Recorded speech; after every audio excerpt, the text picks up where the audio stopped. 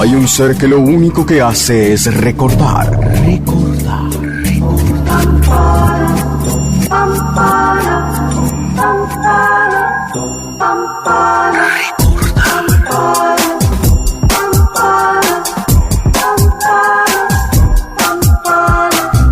Funes, el memorioso, en 750. Aprovechando que esta película va a ser pasada a todos los compañeros, yo deseo hacerle llegar a todos los peronistas un saludo muy afectuoso. A 40 años de la muerte de Perón. Capítulo 1. De la misma manera, dedicar un recuerdo triste a todos nuestros compañeros que han caído en la lucha.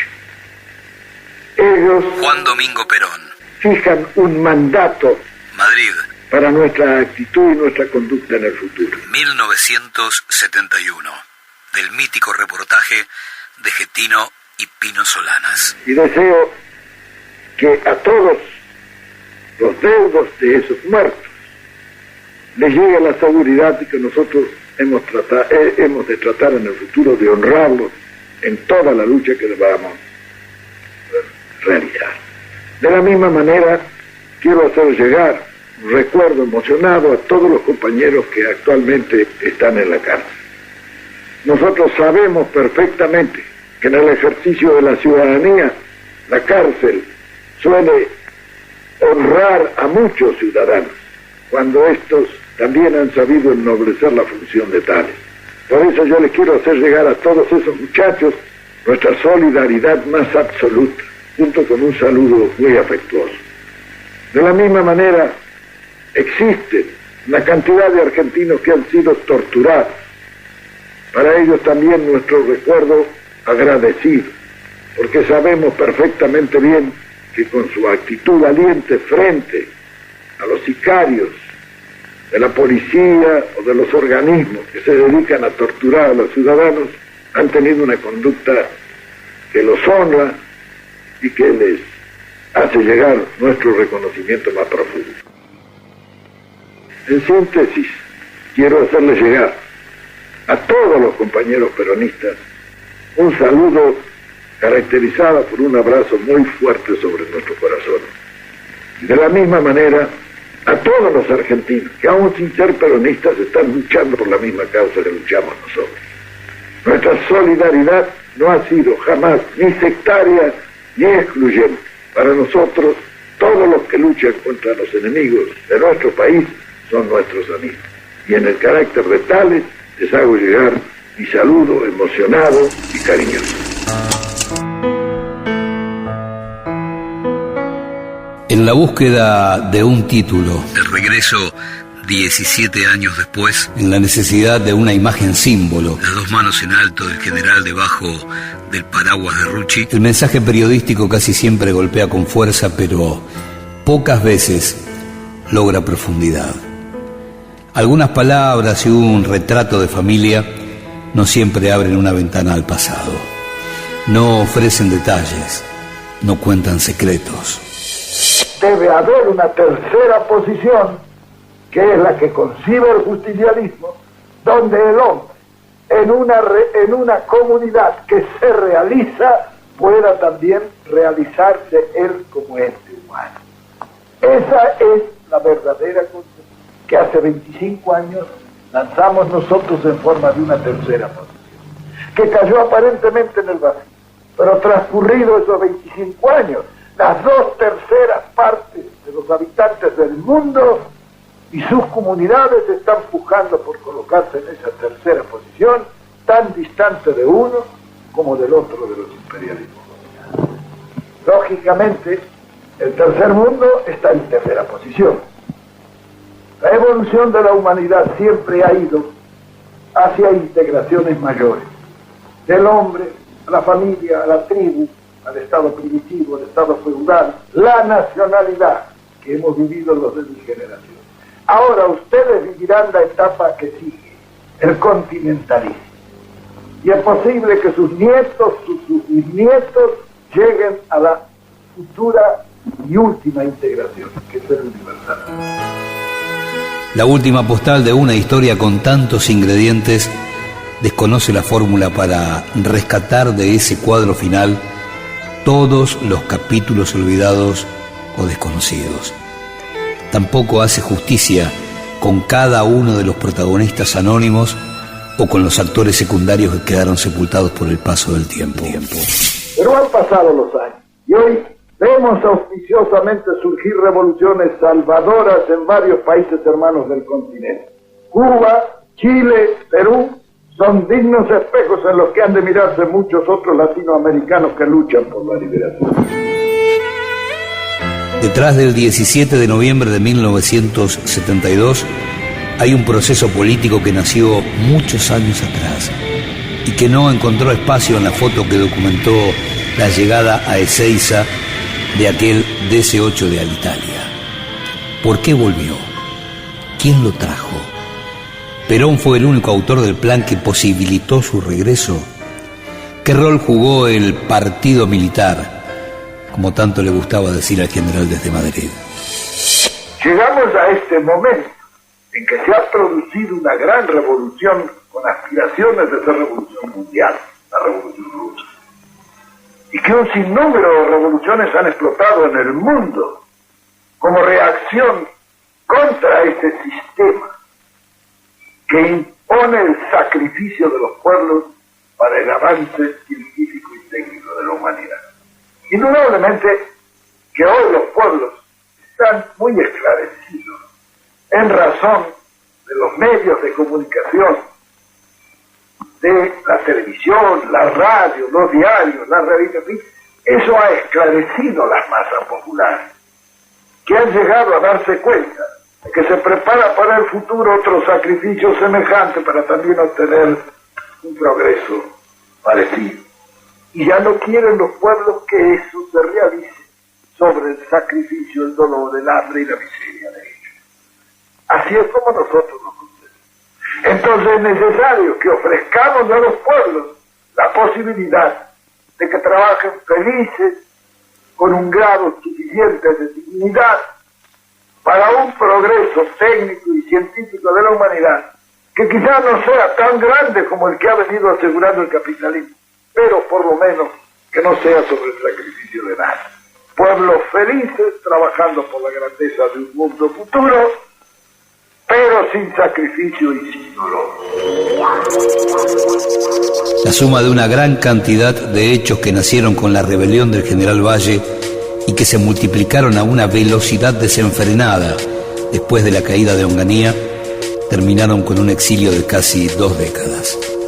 En ese archivo quedaron los fusilamientos de 1956, Más de 30 ejecuciones, la resistencia peronista, toma de fábricas, el frustrado retorno del 64 el avión que se detuvo en San Pablo, y las obligadas ausencias electorales del 58 y el 62. proscripción. Todo Medio Oriente, República Socialista, el Asia, todo socialista, el África, bueno, ¿qué queda que no? Los imperialismos. Y el tercer mundo se está integrando y está más integrado de lo que muchos creen. Indudablemente que ese es el mundo del porvenir, no es el otro el mundo del porvenir. Los imperialismos cumplen por fatalismo histórico una parábola. Nacen, crecen, se desarrollan, envejecen, decaen y mueren. Los intentos por asesinar al expresidente antes y después de llegar a Madrid y el sueño de Bandor por crear el peronismo sin Perón también habían fallado. Otro sector muy importante de opinión pública, incluidos sectores importantes del justicialismo, se hacen en los corrillos políticos, en la mesa de café, en su propia casa, esta pregunta: ¿y después de Perón qué? Después de Perón, una institución. Que eso venía mi pregunta anterior del movimiento. Una institución o una disociación, que es peligroso, que es la que tenemos que evitar. Después llegaron los mensajes desde Puerta de Hierro, Trasvasamiento generacional. aciertos y errores de un peronismo multifacético. Turunco, Tacorralo, la tendencia, Montoneros, la burocracia sindical. El laberinto en el que había quedado encerrada la anteúltima dictadura del siglo XX argentino. Cordobazo, Aramburu, Trelew. Y la presión en la calle de una nueva generación política. Lucha y vuelve. Todos aportaron su granito de arena para allanar el largo camino a casa. Todos, amigos y enemigos, fueron imprescindibles. Desde hace varias décadas nos debatimos en un ambiente de confusión y de sospecha. General Alejandro Agustín Lanusse. Carente de fe y confianza, producto de frecuentes frustraciones. En noviembre de 1972, después de 17 años y 52 días, Perón volvió a pisar suelo argentino. 6 meses después, Cámpora se transformó en el nuevo presidente de la nación.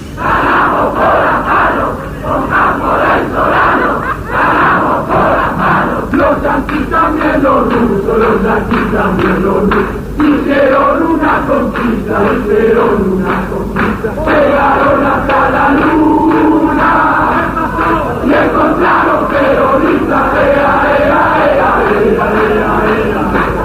que vamos a hacer una fuerza para que pase Perón. Bueno, las pautas programáticas Héctor Cámpora. del Frente Justicialista de Liberación que yo di a conocer ante los distintos candidatos comunales, provinciales y nacionales del Frente Justicialista de Liberación, dejé perfectamente aclarado que era necesario en el país hacer una amplia y generosa amnistía. Pienso que no puede haber reencuentro de los argentinos si no se puede cristalizar la unidad nacional con presos y con presos, la inmensa mayoría de ellos injustificadamente encerrados o privados de su libertad. Con respecto al papel de la juventud en el movimiento nacional peronista, muy especialmente en el movimiento nacional peronista, que está nucleado dentro del Frente Justicialista de Liberación, el mundo lo sabe que tiene un papel preponderante. Si yo en todas mis improvisaciones he dicho y seguiré sosteniendo que en la juventud es el impulso del presente y la garantía del futuro. Funes, el memorioso, memorioso, memorioso, memorioso. Tengo más recuerdos que todos los hombres juntos desde que el mundo es mundo. Jorge Luis Borges. General, usted liga el proyecto orgánico al trasvasamiento generacional. También está ligado para la etapa esta que usted denomina que se abre socialista, la reactualización doctrinaria. Natural. Eso es consustancial, así como la organización se articula en el espacio, toda la lucha se articula también en el tiempo. Hay cosas que son permanentes, como es una ideología. Nosotros tenemos una ideología ya fijada y por lo menos por mucho tiempo, eso será una cosa inamovible. Arriar las banderas de justicia social, de independencia económica y de soberanía política, eso es muy difícil porque son cosas permanentes. En cambio, la doctrina, que son las formas de ejecución de esa ideología, esas varían de acuerdo a las circunstancias, evolucionan con la evolución. En el cambio generacional va buscando remozar en el tiempo esas formas de ejecución. 7 de noviembre de 1972. Héctor Cámpora anunció que Perón regresará el 17 de noviembre. El expresidente publicó en todos los diarios argentinos una solicitada dirigida a los compañeros peronistas, confirmando su vuelta al país. 14 de noviembre de 1972. Partió desde Ezeiza el vuelo de Alitalia, con los miembros de la comitiva que acompañó a Perón en su retorno a la Argentina. 15 de noviembre de 1972. Desde Roma, Perón dirigió un nuevo mensaje al pueblo argentino. Al día siguiente, en la Catedral de San Pedro, la comitiva ofreció una misa de acción de gracias concelebrada por los padres Vernaza y Mujica. Indudablemente que en este momento, dentro del panorama nacional y enfrentado a la dictadura, hay tres acciones. Una es la guerra revolucionaria, Otra es una insurrección que parece proliferar en el ejército, etcétera, con los generales y todo eso. Y el otro es la línea pacífica de la normalización institucional. Son las tres acciones que se están realizando. Indudablemente la guerra revolucionaria es una guerra larga, sumamente larga y muy cruenta, donde el sacrificio de los hombres es una cosa penosa y prolongada. Y quizá ese sea un camino si no hay otro remedio. La insurrección militar que se pretende realizar no ofrece al pueblo las garantías, todo por el tiempo. Quizá el camino mejor fuera la normalización institucional, porque es la que se puede alcanzar en menor tiempo. Ahora tiene un inconveniente, la mala intención. El golpe, los fusilamientos, la proscripción, la resistencia y el exilio. Usted no desconocerá que durante 18 años mucha gente estuvo deseando su desaparición física y hoy no quieren que usted ni siquiera se resfríe. ¿Lo sabía? Sí, algo de eso me ha llegado. Por otra parte, es que precisamente cuando me voy a morir ahora, cuando ellos han esperado mucho. 16 de noviembre de 1972. El gobierno de facto desplegó gran cantidad de efectivos militares en torno al aeropuerto, pero no logró contener a miles de militantes que consiguieron cruzar el río Matanza bajo la lluvia. Esa noche, el DC-8 Giuseppe Verdi de Alitalia partió desde Roma con 154 pasajeros, con destino Dakar-Buenos Aires. 17 de noviembre de 1972. A las 11:20, 15 horas después de la partida, el avión aterrizó en suelo argentino y Perón fue trasladado al hotel de Ezeiza, donde la dictadura lo retuvo hasta la madrugada del sábado 18, cuando quedó libre y partió a la casa de la calle Gaspar Campos, en Vicente López. El deber de vencer es indispensable en la conducción. Aquel conductor que no sienta el deber de vencer difícilmente va a vencer en cualquier acción. El que quiere conducir con éxito tiene que exponerse. El que quiere éxitos mediocres, que no se exponga nunca. Y si no quiere cometer ningún error, lo mejor es que nunca haga nada. Lucharon y volvió. Perón en la Argentina, 17 años después.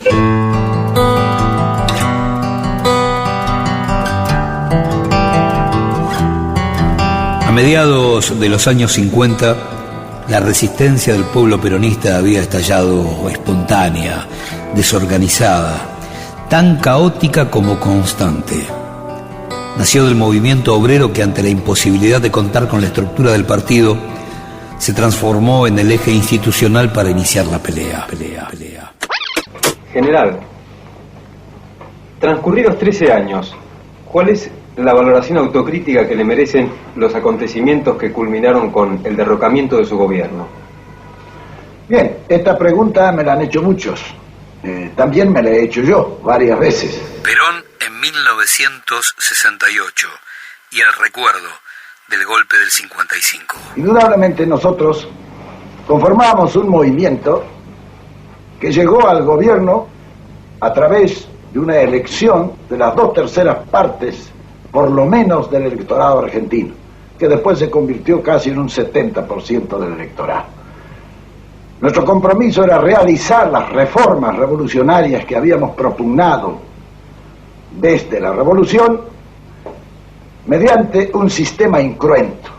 En consecuencia, cuando se produjeron los primeros actos de violencia subversivos por parte de algunos generales especialmente, nosotros debimos someterlos a la justicia. La justicia los condenó a prisión y así quedó. Indudablemente que si hubiéramos nosotros contestado a la violencia con la violencia, debíamos haberlo fusilado. Quizá entonces se habría terminado todo. Así se llega hasta 1955, el 16 de septiembre, en que también algunos generales se levantan al frente de algunos sectores de tropas. Nosotros podíamos haber aplastado perfectamente bien eso. Yo recuerdo que en una reunión que tuve con mis asesores directos en la Secretaría de la Presidencia de la República, el general Sosa Molina, que era el secretario militar de la Presidencia, me dijo: si yo fuera Perón, pelearía. Yo le contesté: si yo fuera Sosa Molina, también pelearía. pero sobre mis espaldas pesaban una grave responsabilidad que yo debía defender en ese momento con toda mi autoridad. Es así que yo no resolví hacer nada. Pensé que en la nación nada hay superior a la nación misma. Y frente a la posible depredación violenta de todas las que veníamos realizando durante 9 años, era preferible ceder. Yo por mí no quería llevar a la República a una guerra civil ni a una lucha cruenta. En consecuencia, lo que quedaba por realizar era simplemente dejar que ellos hicieran lo que quisieran. Si el justicialismo tenía razón, iba a volver. Y si no tenía razón, quizás era mejor que no volviera. Han pasado casi 13 años desde ese momento. Indudablemente que el tiempo me ha hecho cambiar de opinión. Hoy creo que cometí un grave error. Yo debía haber decretado la movilización, comenzar por fusilar a todos los generales rebeldes y a todos los jefes y oficiales que estaban en la traición y dominar esa revolución violentamente como violentamente nos querían arrojar del poder. Si en este momento tuviera que hacerlo, lo haría. Porque ahora sé lo que entonces no sabía. Que esa gente llegó para hacer el más grave daño que se le pudo haber hecho al país. Yo nunca pensé que pudieran haber argentinos tan poco patriotas que podrían haber conducido el país a donde lo han conducido. Por eso, después de estos 13 años, hoy me afirmo en la necesidad de haber exterminado al enemigo, porque no era el enemigo nuestro, era también el enemigo de la República. Políticamente se cayó la alianza con Frondizi y también los planes de un grupo de oficiales nacionalistas para terminar primero con Onganía y después con la Nuce. A finales de la década del 60, luego del acercamiento de la burocracia sindical a la Revolución Argentina, la juventud transformó a la resistencia en la ofensiva. Era un momento que había que tener una gran ductilidad, tanto Perón como los grupos armados. Había que tener una gran ductilidad. Horacio González. Un momento de fuerte convulsión, había un gran horizonte y expectativas de cambio. Perón intentó registrarlas en su pensamiento evolucionista, en un tipo de historicismo evolucionista, el de Perón. Intentó adecuarse, en fin, llegó a hablar de China con cierta pertinencia. Intentó interpretar la ebullición juvenil de la época, incorporó temas ecológicos. Creo que tenía una idea de que la vida y el mundo reponen sus motivos incesantemente. Esa idea la tenía porque es parte de su formación como intelectual del ejército que fue, como intelectual y escritor del ejército que fue.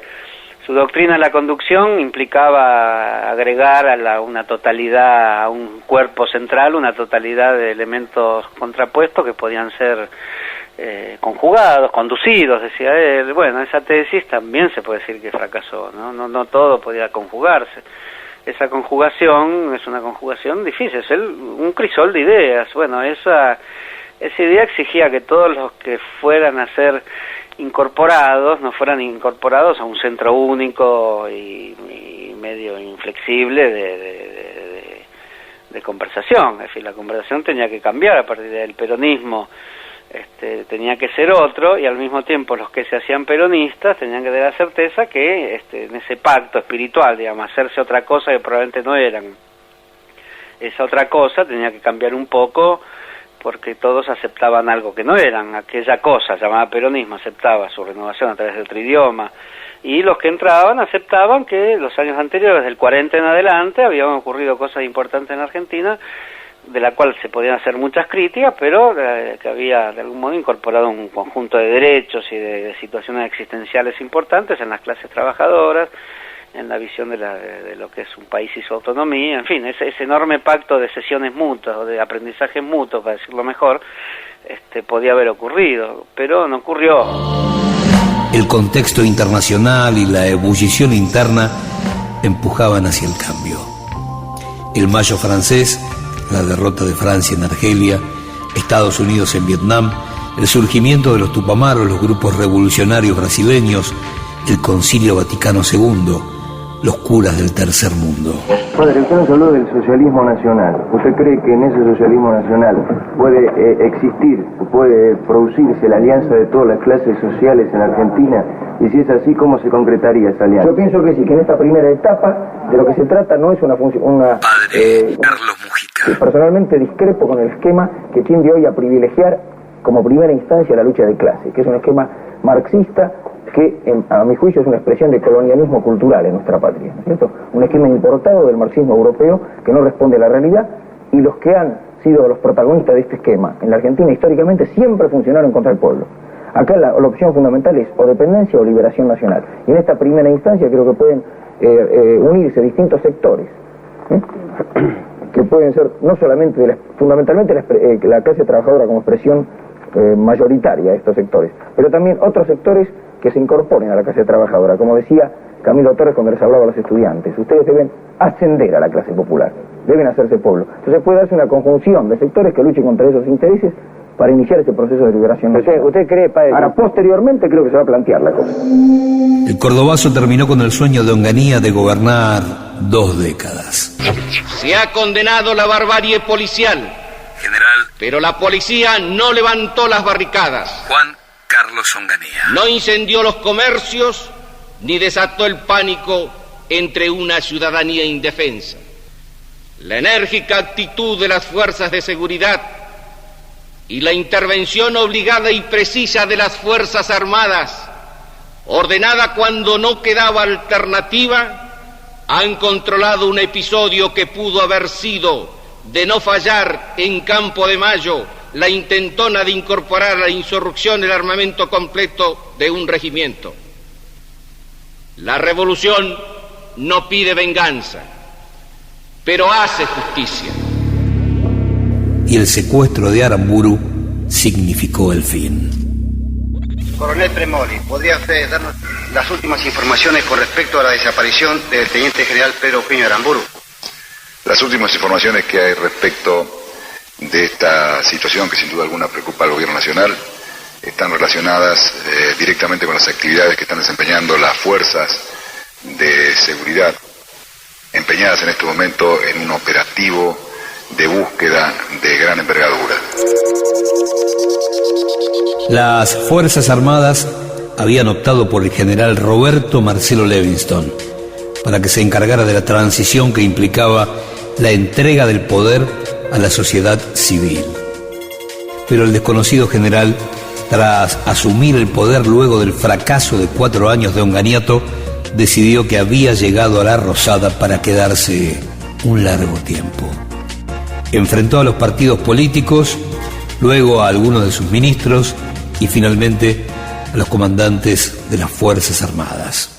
Conciudadanos, hace pocos días, general Roberto Marcelo Levingston, encontrándome fuera del país, la Junta de Comandantes en Jefe me ofreció el cargo de presidente de la Nación. Comprendí la gran responsabilidad que el ofrecimiento involucraba. La designación de un interventor en Córdoba fue el principio del fin. El hombre de Levingston, Camilo Uriburu, puso un pie en la provincia y afirmó que cortaría a la subversión de un solo tajo, como se hace con las víboras. Estas declaraciones provocaron el víborazo. El interventor tuvo que renunciar ante un cordobazo de menor intensidad, pero también de gran peso político. Y Levingston tuvo que hacer algunos cambios. Destituyó primero al ministro de Bienestar Social, a Francisco Manrique, y luego a Lanusse, en su rol de titular del ejército. Estas decisiones terminaron con la paciencia de la Junta de Comandantes y le pusieron la banda presidencial al general Lanusse. El gran objetivo del nuevo presidente de facto era llegar a las elecciones, pero si era posible, sin Perón en el horizonte. Perón quería derribarlo a Lanusse, Perón quería, digamos, ganarle al partido militar. Pero esto es cierto. Miguel Bonazo. Ahí Perón no simula. Perón entonces utilizaba, y hasta no sé hasta qué punto es ilegítimo que Perón utilizara distintas herramientas en esto, incluida la herramienta de lucha armada, la herramienta de lucha electoral, la herramienta de un posible golpe, ¿no es cierto?, cívico-militar, que él se manejó, y a la que no le fue muy fiel. Pero Perón dejó colgados a varios oficiales, digamos, como el coronel Ballester, ¿no es cierto?, Horacio Ballester, que lo cuenta en su libro, en su memoria de un coronel democrático, y otros oficiales los dejó medio colgados en la variante golpista. En realidad Perón apostaba a la salida electoral y apostaba a ser presidente de la República. Esta es la verdadera milanesa. Su proyecto era básicamente el de un capitalismo independiente. El proyecto Montonero era un proyecto socialista, por lo tanto eran proyectos estratégicamente distintos. Pese a esto, lo grave no es eso, porque podía haber habido acuerdo en el mediano plazo. O sea, sí, y hubo errores de Montonero, qué duda cabe, inexperiencia política y graves errores y metidas de pata, esto no cabe duda. Pero ¿cuál es el pecado de Perón en esto? Acá hay un pecado de Perón. Perón tiene un gran talento político, sin ningún lugar a duda, pues el talento político más grande que tuvo el país en todo este siglo. Esto no hay discusión y no hay ninguno que se le acerque ni de lejos. Entonces, un hombre tan talentoso, ¿cómo no abre la puerta a una negociación para que esa juventud que había sido determinante en su regreso pueda participar del proceso político y no se tenga que marginar y se vaya convirtiendo en un aparato armado, que a la larga como aparato armado va a ser diezmado, ¿no es cierto? Pero esto él no lo ignora, ni como político ni como militar. Sí, ahí está la grave responsabilidad. Perón aprobó cada jugada de los grupos armados, los bautizó la Juventud Maravillosa, y los montoneros se transformaron en la vanguardia del pueblo peronista. Hasta el 72 nosotros nos encontramos con una situación de respaldo de Perón a nuestra lucha. Yo recuerdo muy bien, después yo fui protagonista de la fuga de Rawson, de Trelew. Fernando Vaca Narvaja. Recuerdo muy bien esas palabras de Perón, que tiene para los compañeros nuestros que cayeron, que fueron tomados prisioneros y posteriormente asesinados. Un Perón, digamos, combativo y un Perón dispuesto, digamos, a transformar este país. Perón, que llega a la Argentina el 17 de noviembre de 1972, es ese Perón que estaba dispuesto a transformar la Argentina. Y esa jornada la produce la tendencia revolucionaria, la produce la juventud, esa juventud peronista que fue, recuerdo, salvajemente reprimida en esa columna enorme que venía de la zona sur. Ese Perón en el 73, que no puede llegar a tomar contacto con su pueblo el 20 de junio en los hechos de Seiza, toma distancia, va tomando distancia a esa tendencia revolucionaria, porque supone que la responsabilidad fundamental de ese enfrentamiento se debía a lo que él llamaba el apresuramiento de la tendencia revolucionaria, ¿no? Y toma más partido, evidentemente, por los sectores del peronismo ortodoxo. Pero, insisto, creo que la situación también lo sobrepasa a Perón. El tema es que Perón viene físicamente ya muy desgastado, con muchos años, y el peronismo había parido una nueva generación muy joven. O sea, tenemos que posicionarnos en ese momento histórico, año 1972, año 1973. La edad de nuestra militancia en general estaba entre los 21 y los 24 años, ¿no? O sea, un Perón muy viejo y una generación de militantes políticos, dirigentes políticos, con una representatividad social y política importante, muy jóvenes. En la revista Panorama, en el número del 30 de junio del 71, el viejo líder declaró: la vía de la lucha armada es imprescindible.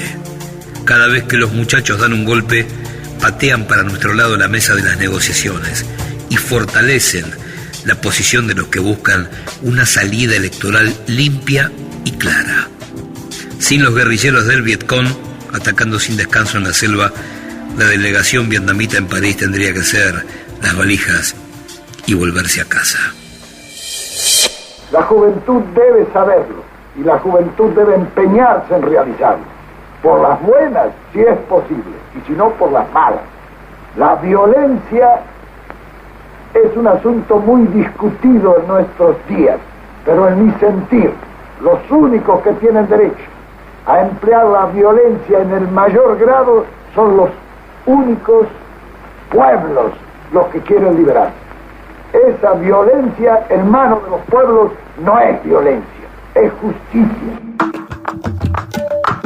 Lanusse nombró como ministro del Interior al radical Arturo Monroy, quien tendió rápidamente un puente con el delegado de Perón, Jorge Daniel Paladino. La dictadura le reintegró a Perón el grado militar, le pagó cerca de $50.000 en sueldos adeudados, incluyó su busto en la galería de presidentes de la Casa de Gobierno y finalmente concretó el cierre de 27 procesos judiciales abiertos en su contra desde 1955. Inclusive el que hablaba de traición a la patria. Pero después de aquellos contactos, el general advirtió que su representante era un hombre demasiado cercano al enemigo. Al amigo todo, al enemigo ni justicia, porque en eso no se puede tener dualidad. Perón nombró a Cámpora como su nuevo delegado personal en noviembre de 1971. A Juan Manuel Abal Medina como secretario general del movimiento en agosto del 72. Y Julián Licastro y Rodolfo Galimberti fueron los nuevos delegados juveniles. Desde el sindicalismo, José Ignacio Rucci encabezó el sector leal contra aquellos grupos que buscaban una CGT dialoguista con el poder militar. El equipo del regreso estaba armado. Suenan bombos y cánticos muy particulares para una despedida. Despedida a gremialistas que viajan hacia Madrid para entrevistar a Juan Domingo Perón.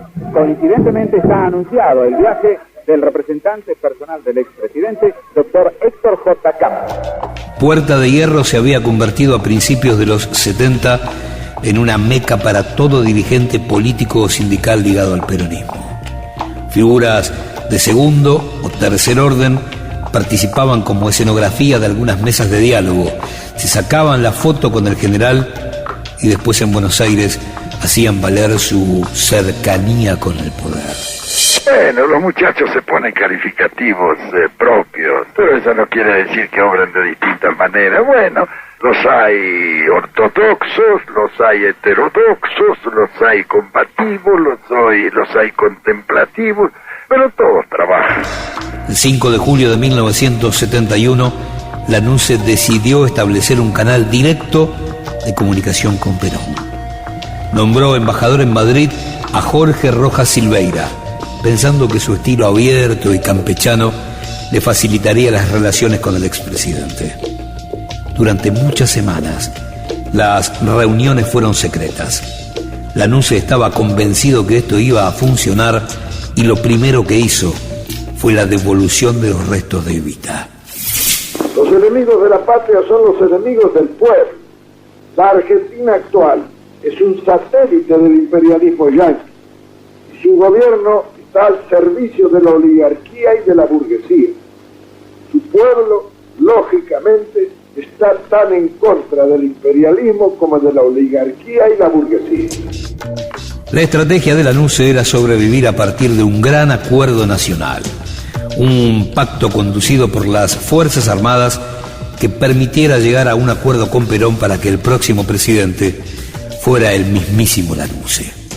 El plan B de la dictadura era dejar en el gobierno a un civil no peronista, pero por entonces un importante porcentaje de la población empezaba a creer que solo Perón podía restablecer el orden, poniendo en caja a los propios y dejando satisfechos a los extraños. Las Fuerzas Armadas convocaron al Gran Acuerdo Nacional como el medio para materializar una solución definitiva. Un acuerdo en donde las candidaturas podrán ser o no tratadas. El Gran Acuerdo Nacional, que solo estuvo en la imaginación, tenía un solo objetivo: provocar unas elecciones para entregar el gobierno y salvar el prestigio y el honor de las Fuerzas Armadas. Claro, lógicamente tenía que fracasar porque el objetivo era tan pequeño. Porque el verdadero objetivo, lo que hay que salvar es a la República Argentina, no a sus Fuerzas Armadas. En febrero de 1972, Perón publicó uno de sus últimos documentos, La única verdad es la realidad. En ese texto analizaba las condiciones económicas y políticas del país y planteaba que la única forma de solución era llamar en el más breve plazo a elecciones nacionales. También recomendó tomar una serie de medidas urgentes como el incremento del salario, una moratoria amplia y generosa, la reducción de la presión impositiva, la elevación de los niveles de protección industrial y más líneas de crédito ágiles y baratos.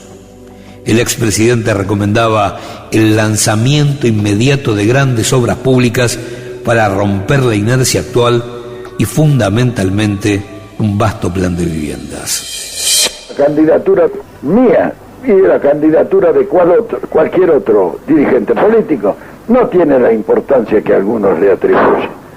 Lo importante es que nos pongamos todos a trabajar, cualquiera sea el que le toque un cargo u otro cargo. Julio de 1972. Perón volvió a moverse en un tablero repleto de trampas y obstáculos, pero puso en jaque al gobierno de Lanusse. Declaró a la prensa que la dictadura había tenido una serie de reuniones con él entre junio del 71 y abril del 72, con el objetivo de sobornarlo para que no sea candidato. Como prueba de cada uno de esos contactos, mostró una serie de cintas de sus conversaciones con el coronel Cornicelli, secretario de la presidencia de Lanusse, y un documento firmado por Elías Zapag, por el cual se le ofrecían $4 millones a cambio de que no lanzara su candidatura para las futuras elecciones. El hecho de que en este momento el peronismo sea más fuerte que antes está indicando que el movimiento peronista es un movimiento del futuro. Y es un movimiento del futuro porque hace 25 años la primera generación, que ya en cierta medida ha sucumbido en un 80% aún dentro del movimiento, ha hecho su trabajo, pero hay otros que han recibido eso, ustedes, la gente que está ahora empuñando de a poco el bastón de mariscal que cada peronista lleva en su mochila. El 7 de julio de 1972, en la cena de camaradería de las Fuerzas Armadas, Lanusse anunció que para ser candidato a presidente se debería renunciar a cualquier cargo en el gobierno, con lo cual se autoexcluía. Pero también sentenció que se debía fijar residencia en el país antes del 25 de agosto de 1972. Entonces le apuntaba a Perón, que residía en España.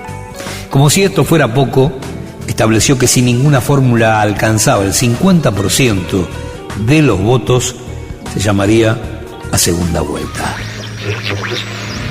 Si el señor Perón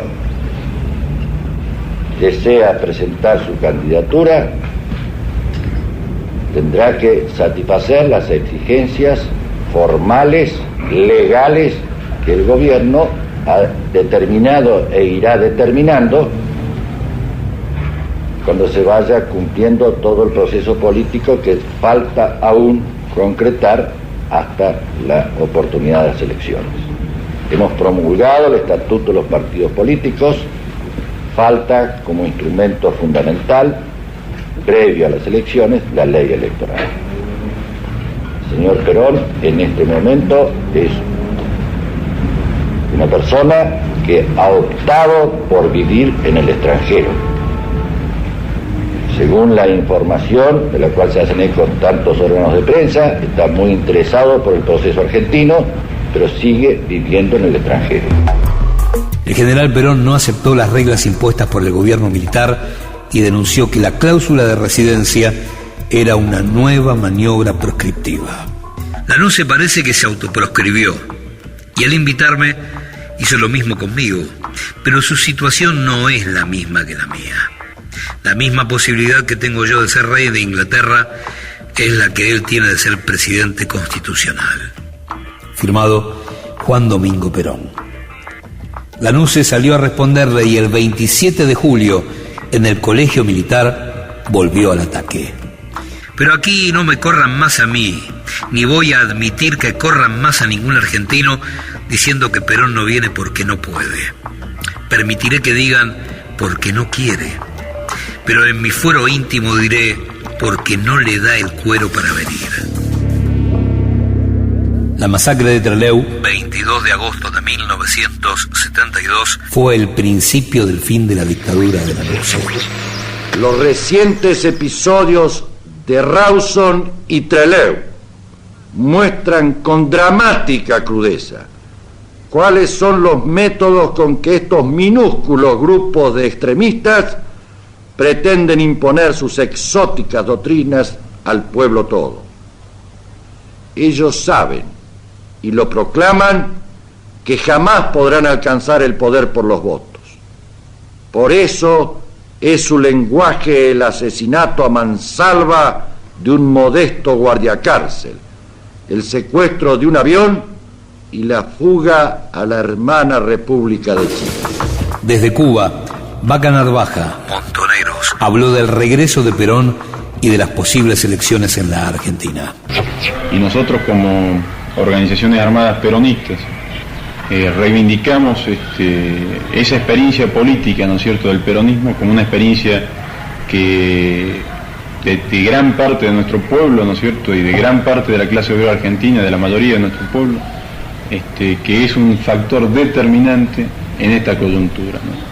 Determinante porque el peronismo es un movimiento de masas en Argentina mayoritario, que ha vivido numerosas veces ya los procesos de proscripción, los procesos de persecución, ¿no es cierto?, por parte de la reserva de la burguesía, que es el partido militar, ¿no? Es decir, se ha dado los fusilamientos del 56, la época de la resistencia peronista, las proscripciones del 62, ¿no es cierto? Es decir, numerosas experiencias que ha venido realizando ese movimiento, que hoy en día hacen que sea un factor determinante, ¿no es cierto?, en la vida política de Argentina.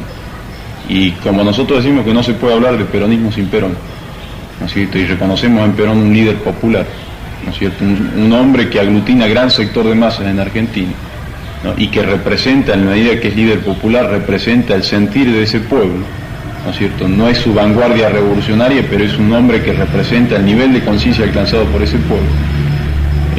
Creemos que Perón también va a jugar un papel importante en la coyuntura, ¿no? Y en alguna medida es el factor que en estos momentos agudiza las contradicciones del enemigo, ¿no?, y evita, por otro lado, en gran parte, ¿no es cierto?, que ese peronismo sea ganado, ¿no es cierto?, por el campo enemigo, que ese movimiento sea quebrado, ¿no es cierto?, que ese gran miedo que tiene el partido militar a los movimientos de masa, a todos los movimientos de masa, ¿no es cierto?, en cualquier país capitalista dependiente, ¿no?, ese miedo a la unidad, a un movimiento de masa aglutinado, es decir, Perón evita que sea destruido, ¿no es cierto?, que esa unidad se destruya.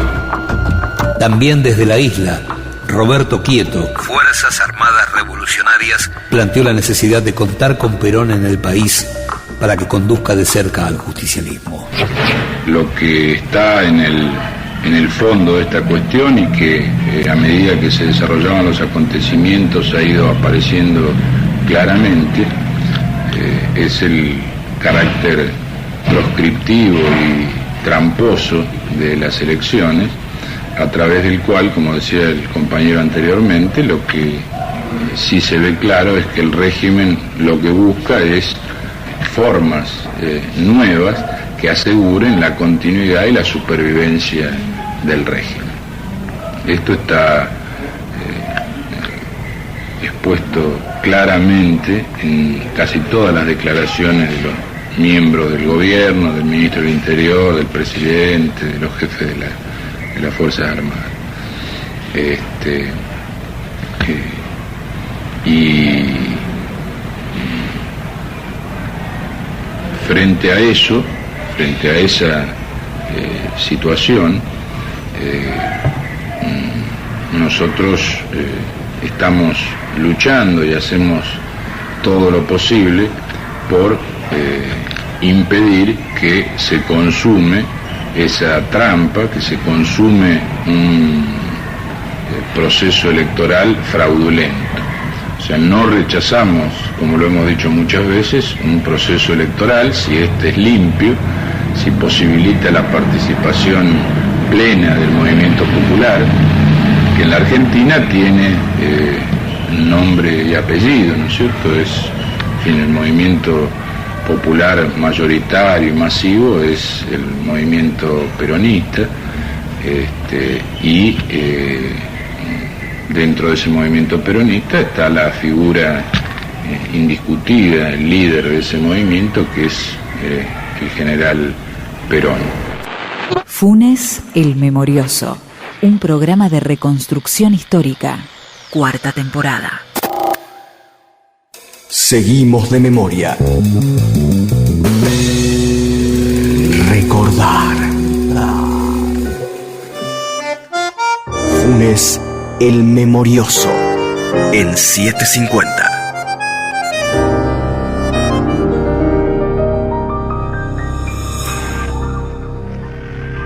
A 40 años de la muerte de Perón. Capítulo 1. Noviembre de 1972. Desde el mito y 20 años después de su muerte, Evita parecía estar mucho más viva que decenas de dirigentes de primera línea que rodeaban a Perón y que podían tomar determinaciones que proyectaran al movimiento o lo sentenciaran definitivamente a muerte. Bueno, Evita era más reinterpretable, estaba muerta, y muerta en términos míticos, muerta, embalsamada, el cadáver había sido recuperado, en fin, había tenido un vía crucis, era una muerta que era un cuerpo inmóvil que sin embargo arrojaba toda clase de destellos. Estaban los cuentos de Walsh, en fin, podemos decir que Evita tenía posibilidades mucho mayores que la de Perón vivo, tenía las posibilidades del mito. El mito, si es reinterpretado, es un gran fantasma que se dispone a que lo reinterprete, ¿no? Tenía más posibilidades, pero al mismo tiempo esas posibilidades no se medían en términos de acciones reales, en un tiempo presente dramático, como eran las acciones de Perón, de modo que era inútil intentar poner a Evita contra Perón, ¿no? El evitismo, en fin, tenía limitaciones muy severas. De alguna manera, ese cuerpo embalsamado y la leyenda de Evita, la Evita que se situaba a la vera de Perón diciendo lo que él no podía decir y poniendo los énfasis que él no podía poner, incluso llamando con mayor energía a la revuelta social que lo había hecho Perón. Bueno, era una Evita que no significaba otra cosa que fuertes proyecciones sociales de un deseo colectivo que ese cuerpo transparente de Evita permitía proyectar, pero de alguna manera la fuerza que tenía el mito podía trasladarse a la propia debilidad colectiva de los grupos que intentábamos esa reinterpretación de la Evita con sus 1000 rostros, sobre todo el de la época, que era la Evita montonera, ¿no? No se puede decir hoy que, en fin, Evita es un capítulo de la política argentina, de la historia del peronismo y también de la literatura y de la leyenda argentina, y en ese sentido es más que interesante, ¿no es cierto? El problema es que una leyenda constituida con esa fuerte dimensión social, en fin, para quienes la reinterpretábamos de ese modo, era evidente que ahí aparecía mucho más la fuerza y la energía de la imaginación colectiva que tenía demasiada inercia en ese mito, ¿no? A pesar que había sido un cadáver sumamente sugestivo, que había estado enterrado con otro nombre en Milán, que había estado depositado en el segundo piso de la residencia de Puerta Aguirre de Perón, que había, en fin, estado embalsamado primero en la CGT. Toda la historia del embalsamamiento es una historia que conectaba la historia argentina y la historia del peronismo con técnicas de congelar cuerpos, en fin, era una imagen del Estado peronista más eterno, inmemorial, más que inmemorial, digamos, perdurable, más fuerte que la propia historia, que hace frágil a los hombres y también a los estados, ¿no? Y en ese sentido creo que nosotros hicimos algo parecido al embalsamamiento también, y hoy se lo sigue haciendo. Ahora, si se lo sigue haciendo es porque efectivamente la historia argentina lo admite, lo permite, y lo que tiene Evita de pertinente es, finalmente, algo así como también el crisol de leyendas que se puede constituir, es una gran apelación a la justicia, que sigue estando presente como anhelo y como tarea incumplida en el pueblo argentino. En ese sentido, también, digamos, ese mito nos sigue interrogando, reclama de nosotros, en primer lugar,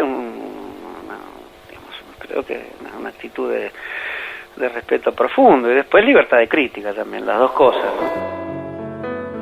Evita se había transformado en la gran bandera de los sectores que exigían los cambios más profundos, y su nombre era objeto del enfrentamiento ideológico de quienes pugnaban por contar con su bendición. Si Evita viviera sería... Y cada uno llenaba el final del grito de guerra con los colores de su camiseta.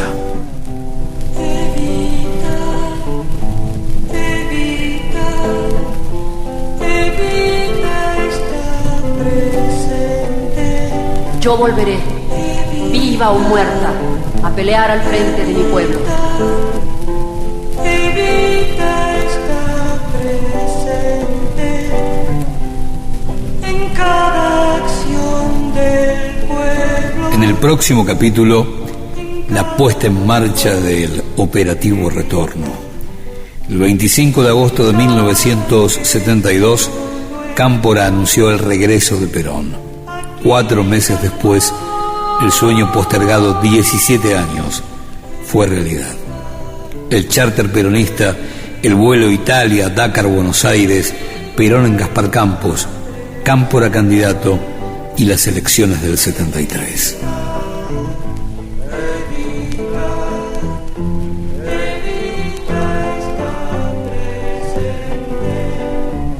Funes, el memorioso.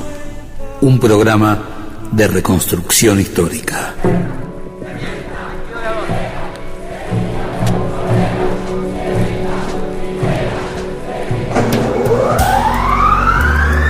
Funes en 750.